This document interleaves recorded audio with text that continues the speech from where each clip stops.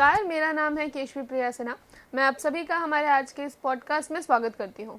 आज हम एक ऐसे विषय पर बात करने वाले हैं जो समाज में काफ़ी विवादास्पद साथ ही महत्वपूर्ण भी है। हमारा आज का विषय है वक्फ बोर्ड। जैसा कि आप सब जानते हैं, भारत सरकार अभी हाल ही में एक वक्फ बोर्ड कानून लाई है जिसने पूरे समाज में और देश में एक विवाद छेड़ दिया है।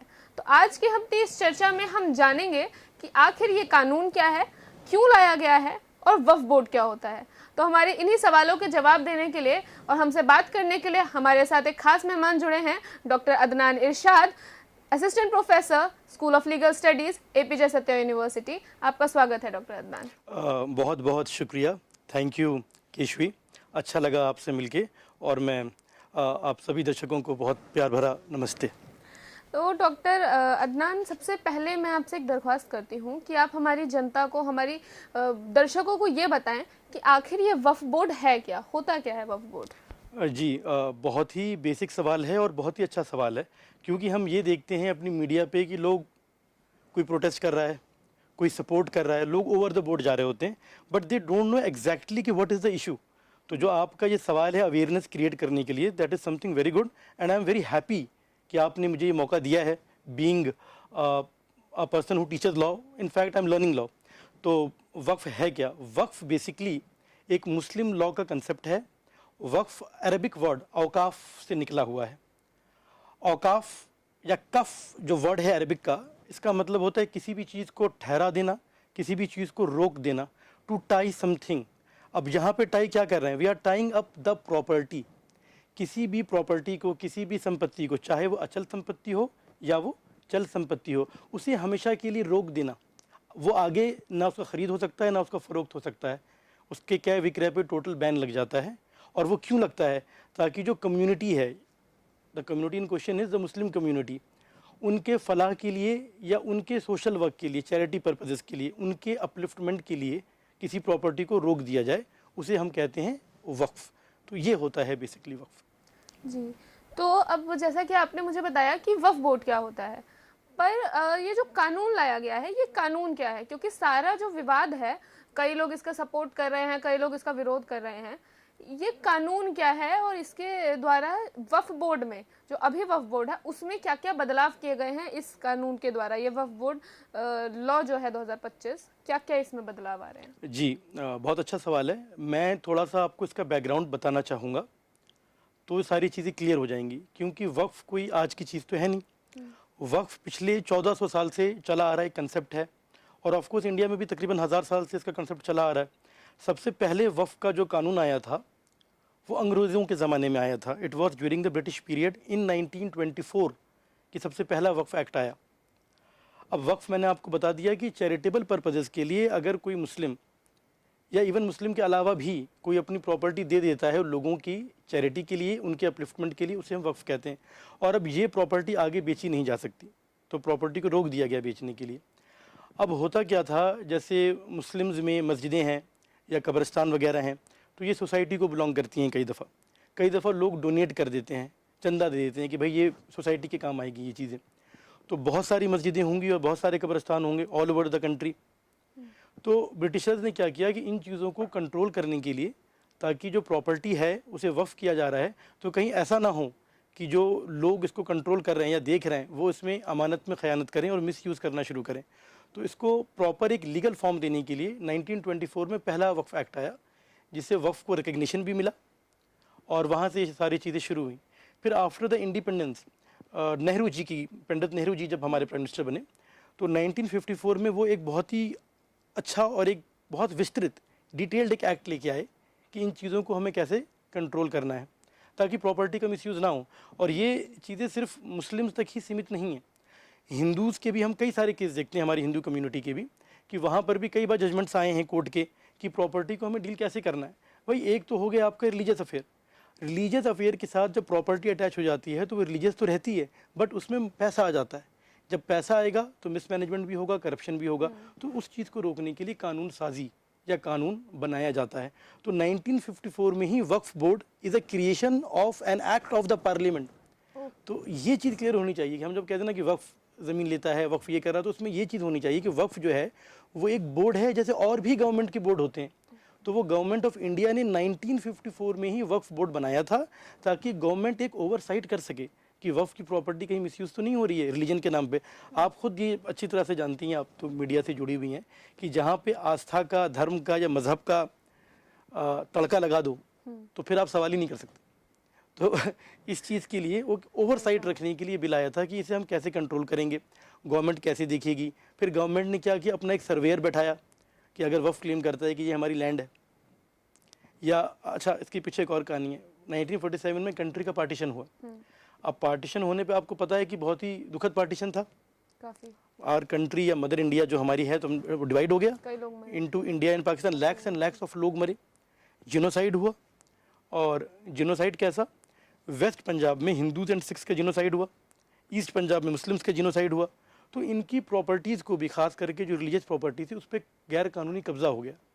तो इन चीज़ों को ठीक करने के लिए जो हमारी गवर्नमेंट थी, इंडियन गवर्नमेंट, उसने कई प्रोविजंस दिए ताकि अगर कोई प्रॉपर्टी पे गलत कब्जा हो गया किसी मस्जिद पे मान लो, तो उसे छुड़ा के उनके लॉफुल ओनर्स को देना। तो ये एक सिस्टम था कि किस तरीके से चलेगा। फिर सर्वेयर होते थे, वो सर्वे करते थे कि हाँ भाई ये लैंड वक्फ की है या नहीं। तो ये वहाँ से शुरुआत होती गई। फिर उसमें यही देखा गया कि with in the Muslim community बहुत सारी जो मुस्लिम ग्रेवयार्ड थे, मस्जिदें थीं, मज़ार हैं, दरगाहें हैं, उन पे गैर कानूनी कब्ज़ा, प्लॉटिंग करना, बेचना, इनएफिशिएंसी, ये सारी चीज़ें शुरू हो गई। तो फिर 1995 में भी एक एक्ट आया, फिर 2014 में एक एक्ट आया, ट्राइब्यूनल बनाया गया ताकि इन चीज़ों का जल्दी से जल्दी निपटारा हो सके। तो ये है कहानी वफ़ की। और फिर आगे आगे फिर हम 2025 पे आएंगे। अब आप आगे पूछे तो मैं बताता रहूँगा। तो ये आपने मुझे इसका बैकग्राउंड बताया कि वफ़ क्या होता है। आपने बताया कि सबसे पहला कानून है वो 1924 में अंग्रेज़ों के टाइम पे आया था। तो जब 1924 में था, फिर पंडित नेहरू जी प्रधानमंत्री बने, तब भारत सरकार लाई। ये आपने मुझे बताया, आज मुझे भी आज ही पता चला कि वक्फ बोर्ड जो है वो कानून द्वारा बनाया गया है। तो अगर वो कानून द्वारा ही बनाया गया था, तो आखिर ये जो 2025 में जो ये कानून आया है, इसने क्या क्या बदलाव किए हैं उस वक्फ बोर्ड में जो कि 1954 में बनाया गया था? क्या क्या उसके स्ट्रक्चर में बदलाव आए हैं, क्या बदलाव आया है? बहुत बेहतर सवाल। अब क्योंकि हम एक पूरी पृष्ठभूमि या बैकग्राउंड बना चुके हैं, तो अब ये डिस्कस करने में काफ़ी मज़ा आएगा। होता क्या, लॉ को डिस्कस करना ना बड़ा ही रूखा काम है और पॉलिटिक्स डिस्कस करना बहुत आसान काम है। जैसे मैं ये कहना शुरू कर दूं कि भाई इस्लाम खतरे में है, इस्लाम खतरे में, बिल आ गया इस्लाम खतरे में, तो भाई मुझे सपोर्ट मिलेगा। या मैं ये कहना शुरू कर दूं, जैसे आजकल कई दफ़ा मीडिया चैनल्स पे हो रहा है कि नहीं आप जहाँ बैठे ये वफ़ की ज़मीन है, वफ़ आके क्लेम कर लेगा, तो ये ऐसा नहीं है। लेकिन लोग ये करते नहीं हैं क्योंकि जाहिर सी बात है TRP मिलेगी नहीं। लॉ समझना कई दफ़ा इट्स वेरी ड्राई एरिया। तो अब मैं बताता हूँ फ़र्क क्या है। 24 ब्रिटिश पीरियड से स्टार्टिंग होती है इसकी। रीज़न क्या है मैंने आपको बताया। 54 में पार्टीशन हो गया कंट्री का, रिक्वायरमेंट थी। इंडियंस खुद अब अपनी किस्मत के मालिक बन चुके थे फ्रॉम 1947 ऑनवर्ड्स। तो 54 में नेहरू जी लेके आए। 95 में और अमेंडमेंट्स आते हैं। क्यों? क्योंकि करप्शन बहुत ज़्यादा हुआ जी। और जब मैं ये कह रहा हूँ बार बार करप्शन बहुत ज़्यादा हुआ, तो मैं कोई स्पेसिफिकली वक्फ बोर्ड को या वक्फ को टारगेट नहीं कर रहा। हमारे हर गवर्नमेंट बोर्ड में, हर किसी में, और ख़ास करके जो मैंने आपसे शुरू में कहा, आस्था का विषय, धर्म का तड़का लग जाए तो वहाँ पे करप्शन होगा। लोग देख के भी अनदेखा करेंगे, ये सब जानते हैं इस बात को। उन चीज़ों को ठीक करने के लिए 2014 में जब अभी यूपीए गवर्नमेंट के बाद हमारी जो NDA गवर्नमेंट जब आई है, तो कुछ चेंजेस आए हैं। अब वो चेंजेस और इनमें अब क्या फ़र्क है, मैं आपको थोड़ा सा वो बता दूं। देखें फ़र्क क्या है। पहले क्या था, एक बहुत ही इंपॉर्टेंट डॉक्ट्राइन है वक्फ की। चले मैं ऐसे समझाता हूँ कि वक्फ क्रिएट कैसे होता है। वक्फ क्रिएट होता है जब कोई इंसान अपने पूरे होशो हवास में अगर किसी प्रॉपर्टी को डिक्लेयर कर देता है कि now it is waqf, it is now given bestowed in the name of God, it will be used for charitable purposes for the Muslims. उसने दे दिया हमेशा के लिए वक्फ, अब वो वापस नहीं आ सकता। एक बार दे दिया तो हाँ, वापस नहीं। लेकिन डिक्लेरेशन हो रहा है, डिक्लेरेशन का सबूत होना चाहिए, सबूत होना चाहिए डिक्लेरेशन का, या तो रजिस्ट्री कराए। लेकिन एक और तरीके का वक्फ चल रहा था जिसे हम कहते हैं वक्फ बाय यूजेज। सारी कंट्रोवर्सी यहाँ पे आएगी। वक्फ बाय यूजेज का मतलब है कि अगर कई 100 साल से किसी प्रॉपर्टी पे नमाज पढ़ी जा रही है, कोई दरगाह है, कोई मदरसा है, तो उनको कागज़ दिखाने की ज़रूरत नहीं। इस चीज़ को अब ख़त्म किया गया है। ये एक बहुत बड़ा कंटेंशन का इशू है, आप समझ गए। तो सारी लड़ाई यहाँ से शुरू है मैक्सिमम। अब होता क्या है, कई दफ़ा तो भाई कब्जे होते हैं, उस पर कोई मना नहीं कर रहा। लेकिन ज़्यादातर केसेस में क्या है, हमारी कंट्री में हर चीज़ के कागज़ दिखाना, खास करके 400, 500, 600 साल पहले, इट्स वेरी डिफ़िकल्ट। अगर मैं भी अपने एंसेस्ट्रल घर में जाऊँ, I belong to UP basically, मेरा एंसेस्ट्रल प्लेस जो है, तो शायद मुझे भी बहुत सारे कागज़ तहसील पे मिल जाएं, बहुत से कागज़ शायद ना भी मिलें। तो अब वो वाली बात है, तो अब वो कहते हो ये एक कॉन्ट्रोवर्शियल है। फिर आप अभी पॉलिटिकल इश्यूज़ देख ही रहे हैं कि यहाँ पे पहले ये था, वहाँ पे कई दफ़ा सही होता है, कई दफ़ा सही नहीं होता। तो होगा क्या कि हर एक जगह पे ये कंट्रोवर्सी शुरू हो जाएगी कि ये तो आपकी है ही नहीं जगह, अब आप कागज़ कहाँ से लाएंगे। तो ये एक बहुत बड़ा कंटेंशन है। तो जो 2025 का ये वक्फ कानून है, इसने एक ये बदलाव किया है कि अगर कागज नहीं दिखाएंगे तो वक्फ नहीं मानी जाएगी। मतलब कि अगर 100 साल से यहाँ पे नमाज पढ़ रहे हैं तो वो अपने आप वक्फ नहीं मानी जाएगी, उसका आपको कागज दिखाना पड़ेगा। जी सर, और मैंने सुना था कि मतलब पढ़ा था वक्फ के बारे में कि वक्फ कानून ये जो आया है इसमें इसके स्ट्रक्चर में भी, कि मेंबर बोर्ड में भी काफ़ी बदलाव हुए हैं। तो अगर आप बताते कि वो बदलाव क्या क्या है। जी, मैं बदलाव के बारे में भी आपको बताऊंगा। हालांकि बदलाव कई दफ़ा इज़ अ वेलकम स्टेप। देखिए, एक चीज़ हमें और देखनी है, अगर कोई किसी एक्ट का विरोध कर भी रहा है तो ये ज़रूरी नहीं है, जैसे कि मैं बहुत ही नुआंस नज़र रखता हूँ चीज़ों के ऊपर, या जो भी लॉ के जानकार हैं, हो सकता है कि उस एक्ट का विरोध कर रहे हो, कुछ सेक्शन उसके काफ़ी अच्छे हों, जो इक्वलिटी की बात कर रहे हैं, जो वुमेन एम्पावरमेंट की बातें कर रहे हैं, कुछ सेक्शन उसके बहुत ही ख़राब हों। तो इफ़ आई एम सेइंग कि कुछ प्रोविजन उसके ठीक नहीं है, अगर आप मेरी राय लोगे, बट इन टोटलिटी हम उसको गलत नहीं कह सकते। ये चीज़ हमें ध्यान में रखनी होगी कि ये कोई ब्लैक एंड वाइट नहीं है, ये ग्रे एरिया है।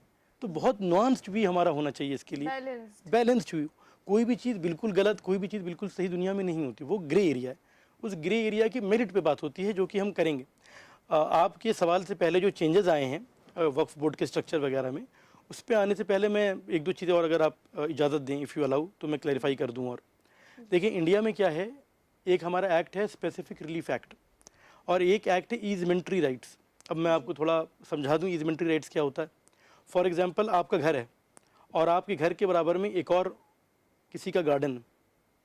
अब आप अपने गार्डन में उसके घर के सामने से गुजर रहे हैं पिछले 30 सालों से, तो कल को वो रोक नहीं सकता अपनी प्रॉपर्टी से आपको रास्ता देने से, क्योंकि आपका ईजमेंट्री राइट हो गया ये। क्यों? क्योंकि 20 साल आपने इंजॉय कर लिया, 30 साल आपने इंजॉय कर लिया। इसी तरीके से स्पेसिफिक रिलीफ एक्ट में एक प्रोविज़न है ओनरशिप बाय एडवर्स पोजीशन। किसी और की जगह थी, आप 30 साल से उस पर बैठे हुए, वो आया नहीं जानते हुए भी, तो वो आप क्लेम कर सकते हो कि मेरा है। तो कई दफ़ा बाय यूजेज राइट दी गई है कन्वीनियंस के लिए। तो अगर वक्फ बाय यूजेज था, जहाँ पे गलत है वहाँ तो गलत है ही, वो तो आप कोर्ट में ला ही सकते हैं। लेकिन हर जगह पे ये कहना कि बाय यूजेज हम ख़त्म कर देंगे, वो एक कंट्रोवर्शियल पॉइंट बन जाता है। अब मैं आपके दूसरे सवाल पे आता हूँ, जो आप कह रहे हैं कि स्ट्रक्चर में क्या चेंजेस हैं। देखिए, वक्फ बहुत ही हैविली गवर्नमेंट कंट्रोल्ड बॉडी शुरू से रही। अच्छा। मतलब अभी एनडीए गवर्नमेंट में नहीं, कांग्रेस के टाइम पे भी, इवन वाजपेयी जी के टाइम पे भी हमेशा गवर्नमेंट का कंट्रोल रहा उसके ऊपर, जैसे कि हर अथॉरिटी या बॉडी में होती है। हम एनएचआरसी की बात कर लें, या एनसीडब्ल्यू की बात कर लें, नेशनल कमीशन ऑफ वुमेन की, या एससी एसटी का जो कमीशन है, ओबीसी की जो कमीशन है, तो गवर्नमेंट कंट्रोल तो उसमें होता है। और मेरा ये मानना भी है कि गलत नहीं, गवर्नमेंट को आप वोट दे रहे हैं तो उसका कुछ पावर तो आपको देना होगा, दैट्स वेरी ट्रू। हाँ, अनब्रिडल्ड पावर नहीं होना चाहिए, because again power corrupts, absolute power corrupts absolutely. तो इस दफ़ा जो चेंजेस आए हैं हमारे स्टेट बोर्ड में या सेंट्रल वक्फ बोर्ड में, उसमें नॉन मुस्लिम मेंबर्स को भी जगह दी गई है। अच्छा। तो अब इस पर कंट्रोवर्सी ये है कि अगर ये मुस्लिम्स की प्रॉपर्टी का इशू है तो why they should be a non Muslim, ये एक वजह है कंट्रोवर्सी की। आप पूछिए। और बट सर, इसके बारे में कहा जा रहा है कि क्योंकि वक्फ में एक प्रोविज़न है कि जो नॉन मुस्लिम हैं वो भी अपनी ज़मीन वक्फ कर सकते हैं। तो अगर नॉन मुस्लिम वक्फ कर सकते हैं तो वक्फ बोर्ड में नॉन मुस्लिम क्यों नहीं हो सकते? ये सरकार का मानना है, इस पे आप क्या कहना चाहिए? ये आपका बहुत ही अच्छा सवाल है, मगर आपकी इसी सवाल में आपका जवाब भी छुपा हुआ है। देखें, पहले क्या था कि मुस्लिम होना ज़रूरी नहीं था, कई दफ़ा लोग ऐसे भी वफ़ कर देते थे। बहुत ऐसा हुआ है कि नॉन मुस्लिम्स ने भी मुस्लिम्स के लिए वफ़ किया है। ये तो इस देश की, आप जानते हैं, संस्कृति रही है कि एक दूसरे के लिए जो रूलर्स हैं या पावरफुल लोग हैं वो ज़मीनें वगैरह देते रहें अपने मातहत लोगों को, चाहे वो हिंदूज़ रहें या मुस्लिम्स रहें। अब यहाँ पे प्रॉब्लम क्या है इस लॉ में, मैं इसका बहुत बड़ा सपोर्टर हूँ कि वक्फ काउंसिल में अगर हिंदूज़ की एंट्री की जा रही, तो मतलब if you ask me, I am very much comfortable, और ये होना चाहिए प्रॉपर डेवलपमेंट के लिए। बट प्रॉब्लम क्या है, इसी एक्ट में जो 2025 में आया है, उसमें ये कंडीशन रख दी है कि प्रॉपर्टी अब कोई हिंदू डोनेट नहीं कर सकता। तो एक तरफ हम सेकुलरिज्म की बात कर रहे हैं कि नॉन मुस्लिम्स आएंगे, बैठेंगे आपके ट्रिब्यूनल में, आपके बोर्ड में, हर जगह, लेकिन प्रॉपर्टी अब डोनेट नहीं करेंगे। तो when we are talking about equality and secularism, तो नज़र आना चाहिए ना, इंटेंट पे डाउट आ जाता है, ये थोड़ा सा यहाँ पे मुझे लगता है। अदरवाइज वुमेन का रेशियो बढ़ाया गया है, that is very good. Muslims में भी जो माइनॉरिटीज़ हैं, जैसे खोजाज हैं, बोरीज हैं, आगा खानीज हैं, और 2 वुमेन को बढ़ाया गया कि 2 औरतें आएंगी 2 वुमेन कैंडिडेट को, तो that is a welcome step. But हम किसी भी डिश को ये देख के नहीं कहेंगे ना कि नमक अच्छा था कि ब्लैक पेपर था, ओवरऑल डिश कैसी बन रही है उसके हिसाब से हमें देखना होगा। धन्यवाद सर। आपने जैसे कि बताया कि क्या क्या बदलाव हुए हैं, आपने ये भी बताया कि विरोध क्या क्या हुआ है। सर ये जो कानून है या जो बिल है, ये भारतीय संसद में पेश होने वाले सबसे कंट्रोवर्शियल बिलों में से एक है। रात के 2 बजे तक संसद की कार्यवाहियां चली हैं, कई विपक्षी नेता सुप्रीम कोर्ट गए, सर्वोच्च न्यायालय को इसमें हस्तक्षेप का आग्रह हो रहा है। एक विपक्ष के सांसद ने कहा था कि देश का माइनॉरिटी वर्ग इसे कभी स्वीकार नहीं करेगा। इसका इतना ज़्यादा विरोध हो रहा है, तो इसके कारण क्या है इतना ज़्यादा विरोध? आपने कुछ चीज़ें बताई कि अब हिंदुओं को नहीं अलाउ है, उसके बाद भी नॉन मुस्लिम्स को, पर इसका मेन रीज़न क्या है, कोर रीज़न क्या है कि एकदम ही इसको विपक्ष मान रहा है कि एकदम मुस्लिमों के खिलाफ है, माइनॉरिटीज़ का हक ख़त्म हो रहा है? इस पे आपका क्या कहना है? देखिए, इस पे मेरा बड़ा नुआंस्ड व्यू है। अगर आप मुझे इजाज़त दें तो मुझे शायद 3-4 मिनट लगे अपनी बात बहुत इत्मीनान से आपको समझाने में। देखिए, इसके एक तो कुछ पॉलिटिकल रीज़न्स हैं और कुछ इसके सामाजिक सोसाइटल रीज़न्स हैं हमारे। अभी अगर आप पिछले कुछ दिनों से देखें कि कई मुस्लिम्स की जो प्रॉपर्टीज़ हैं, कुछ उसमें कंट्रोवर्शियल भी हैं, डिस्प्यूटेड भी हैं, जो हो सकता है कि डिस्प्यूटेड, मैं मना नहीं कर रहा हूँ। उनके अलावा इस वक्फ एक्ट के आने के बाद से जब ये ओपन हो जाएगा कि वक्फ बाय यूजेज ख़त्म हो गया, तो हम पॉलिटिकली ये चीज़ें देख रहे हैं कि हर जगह पर डिमांड्स होंगी कि ये ऐसा है वो वैसा है। तो उनको ये लगता है कम्युनिटी को कि अब हमारी कोई भी प्रॉपर्टी जो है वो सेव नहीं रहेगी। अब इसमें बहुत कुछ डिपेंड करेगा गवर्नमेंट की इंटेंशन पे। तो ऑन पेपर तो उनको लगता है कि कंट्रोवर्शियल चीज़ें अब उठने लगेंगी। जैसे अभी हम इंटरव्यू से पहले बात कर रहे थे प्लेसेस ऑफ वर्शिप एक्ट के बारे में, जो कि अब डाइल्यूट हो चुका। उसे लाने का पर्पज़ ये था कि पुराने गड़े मुर्दे अब नहीं उखाड़ने। तो अब ये जितनी भी प्रॉपर्टीज़ हैं, कब्रिस्तान हुए, मस्जिद हुए, इन पे एक क्वेश्चन मार्क या प्रश्न चिन्ह लग सकता है। इस वजह से कम्युनिटी में एक डर का माहौल है, ये एक रीज़न है। और दूसरा तो पॉलिटिक्स होती है। जैसे अगर आप देखें गवर्नमेंट की पॉलिटिशियंस, जो हमारे रूलिंग पार्टी के पॉलिटिशियंस हैं, वो कहते हैं कि वो तो हर जगह वक्फ मांग रहे हैं, संसद भी आपकी वक्फ है, हमारा स्टूडियो भी वक्फ है। तो इस तरह का भ्रम फैलाया जाता है हर तरफ। दूसरे कुछ अपोजिशन के एमपीज आ जाएंगे, असम से भी एक आते हैं, उन्होंने कह दिया कि संसद की ज़मीन भी वक्फ है। तो इस तरह के जो मोटर माउथ्स हैं, इनका कहना, गवर्नमेंट के भी लोगों का इस तरह के बयान देना, उसकी वजह से भ्रम की स्थिति और जाती है। अगर हम सबका विश्वास जीत के चेंजेस लाएँ तो मुझे लगता है कि उसकी स्वीकृति ज़्यादा होगी। तो सबसे बड़ा कंटेंशन जो आया है ना, वो ये वाला आया जो मैं आपको बता रहा हूँ। ये एक बहुत बड़ा रीज़न है। और दूसरा क्या है, आजकल टीआरपी के लिए प्रॉपर डिस्कशन होता नहीं, एक दूसरे पे उंगलियां उठाना, भद्दी लैंग्वेज यूज़ करना, ये चीज़ें चल रही हैं। तो इससे पब्लिक में काफ़ी वो एक आप कह सकते हैं कि रोष या इनसिक्योरिटी बढ़ती है। तो that is one of the reason. और कंट्रोवर्सी की जो बात है, तो सीएए एनआरसी का भी काफ़ी विरोध हुआ था, वो भी काफ़ी कंट्रोवर्शियल था। और दूसरी चीज़, जब ये सुप्रीम कोर्ट जाएगा तो हमारे देश में बड़ी खूबसूरत चीज़ है जुडिशियल रिव्यू, कि सुप्रीम कोर्ट इसका रिव्यू करेगा कि क्या ये बिल जो है, ये एक्ट जो है, अब तो खैर ये न्याय संगत है या नहीं है। तो वो चीज़ हमारे पास हमेशा है। फिर भी मैं ये कहता हूँ कि ये हमारे देश की बहुत बड़ी खूबसूरती है कि ऐसे ऐसे कठोर मुश्किल मुद्दों पे भी हम वाद विवाद करते हैं और बात करते हैं। तो दैट्स समथिंग वेरी गुड। जी सर, मेरे पास एक और सवाल है जो शायद मुझे पहले पूछ लेना चाहिए था, पर जब आपने वक्फ के बारे में बताया तो सर मेरे को ये चीज़ सुनने में आई थी, मैंने कहीं पढ़ा था कि आपने कहा कि वक्फ के लिए डॉक्यूमेंटेशन का होना ज़रूरी है, परंतु मेरे को कभी कभी ये चीज़ सुनने में आती है, मैंने पढ़ा है कहीं कि बोल देने से भी वफ़ हो जाता है, कि यदि आप 3 लोगों के समक्ष उसको कह देते हैं कि मैं अपनी ज़मीन वफ़ करता हूँ तो वो वफ़ हो जाती है। ऐसा भी कुछ प्रावधान है? देखिए, इसे हम कहते हैं वक्फ बाई डिक्लेरेशन, मतलब हमने डिक्लेयर कर दिया। अब वो डिक्लेयर उन्होंने लिख के किया या नहीं लिख के किया, इस पे बहुत ज़्यादा तवज्जो इसलिए नहीं दी जाती क्योंकि वक्फ है कि अपनी खुद की प्रॉपर्टी है उसकी। तो अगर वो बोल देता है और फिर उसका यूजेज शुरू हो गया तो उसमें ऐसा कोई सबूत चाहिए नहीं होता था। तो मेन जो मुद्दा है ना, उसमें वो ये वैसी वाली प्रॉब्लम है जैसे कहते हैं मैं तलाक कह दिया, अब तलाक दिया नहीं दिया, तो वो वाला मैटर ये है। तो मैं देखें कोडिफिकेशन के तो मैं बिल्कुल पर्सनली भी खिलाफ नहीं हूँ, इट्स वेरी गुड कि कोडिफिकेशन होना चाहिए, बट कुछ नुआंस में जब हम आते हैं तो कई दफ़ा इंटेंट पे कई दफ़ा सवाल आ जाता है, तो वो एक प्रॉब्लम एरिया। क्योंकि डॉक्टर अदनान, मैंने अक्सर ये चीज़ें सुनी हैं कि एक व्यक्ति हैं जिनकी मृत्यु हो चुकी है, अब उनकी मृत्यु के बाद उनके जो परिवारजन हैं उनको पता चल रहा है कि उन्होंने वक्फ ज़मीन कर दी है और उसका कोई लिखित दस्तावेज नहीं है। 3 लोगों ने कह दिया कि हाँ वक्फ की है। अब वो परिवारजन भी परेशान होते हैं इस चीज़ में। उसके ऊपर एक सवाल मेरा इसमें और है कि वक्फ का जो फैसला है उसके खिलाफ हम न्यायालय नहीं जा सकते। ये एक भ्रांति है, मैं आ रहा हूँ भ्रांति है? अच्छा। ये एक भ्रांति है, कुछ हद तक ठीक है। देखें, वो भ्रांति या वो झूठ ज़्यादा खतरनाक होता है जो हमें आधा पता हो आधा ना पता हो। अच्छा। अगर टोटली झूठ होगा तो क्लियर है कि टोटल झूठ है। अब मैं बताता हूँ ये कैसे। देखिए, सबसे पहली चीज़ ये है कि ये जो लॉ आया है, अगर लॉ के तहत हम कंट्रोल कर रहे हैं चीज़ों को तो बुरा नहीं है। अब जैसे आपने एग्जाम्पल दिया, अब वो अचानक कह दें कि इनकी थी, वक्फ थी, तो एक बिला वजह का एक बखेड़ा खड़ा होगा। तो उन चीज़ों पे अगर कुछ अंकुश लगता है, कंट्रोल किया जाता है लॉ के माध्यम से, तो ठीक है, उसे कौन वेलकम नहीं करेगा। अब जैसे आपने एक सवाल ये पूछा, आपका सवाल ये था, क्या था आपका, सबसे रिपीट करिए। न्यायालय नहीं जा कि न्यायालय नहीं जा सकते। जो हमारा 2014 का जो एक्ट है वक्फ का, उसमें यह है कि ट्राइब्यूनल जो फैसला देगा उस ट्राइब्यूनल के अगेंस्ट आप अपील कर सकते हो हाई कोर्ट में, लेकिन कुछ गिने चुने प्रोविजंस हैं उसमें कर सकते हो, टोटल बैन नहीं है, गिने चुने। और एक चीज़ और है, तो अब ये भ्रांति हुई लेकिन टोटल भ्रांति नहीं है, क्योंकि हर अर्ध सत्य, एग्जैक्टली, हाफ ट्रूथ वो कहते हैं ना, लिटिल नॉलेज इज डेंजरस। अब देखिए, अब इसमें क्या होता है आगे।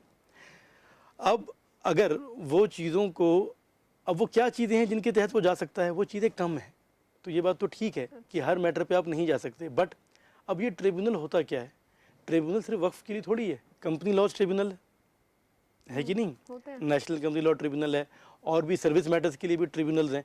तो ट्रिब्यूनल बनाए जाते हैं कि स्पेसिफिक इशू है, जैसे मुस्लिम लॉ का या कंपनी लॉ का या इंटरनेशनल ट्रेड का, तो जो टेक्नोलॉजी और टेक्निक से वाकिफ़ लोग हैं वो बैठे हैं उसमें, ये एक रीज़न होता है। तो ऐसा कभी नहीं था कि आप अपील नहीं कर सकते, तो पार्लियामेंट के पटल पे भी इसका जवाब दिया गया है कि ऐसा नहीं था। हाँ, ये ज़रूर था कि सिर्फ लिमिटेड मुद्दों पे आप जा सकते थे, तो वो मैं मानता हूँ। जी। डॉक्टर इरशाद, आप स्वयं कानून के विशेषज्ञ हैं। कोशिश कर रहे हैं, अभी तो सीख रहे हैं। मेरे से ज़्यादा है आपका बड़ापन। शुक्रिया। मैंने ये अक्सर नोटिस किया है, आपने भी किया होगा, मेरे से बेहतर जानते होंगे कि भारत में कानूनों का बनना और लागू होना सरल काम नहीं है, उतना आसानी से नहीं होता। परंतु ये जो बिल आया है, इसमें मैंने ये चीज़ देखी कि सदन में पेश होने के 2 दिन के भीतर राष्ट्रपति जी से स्वीकृति मिल गई और 1 सप्ताह के भीतर ये लागू हो गया।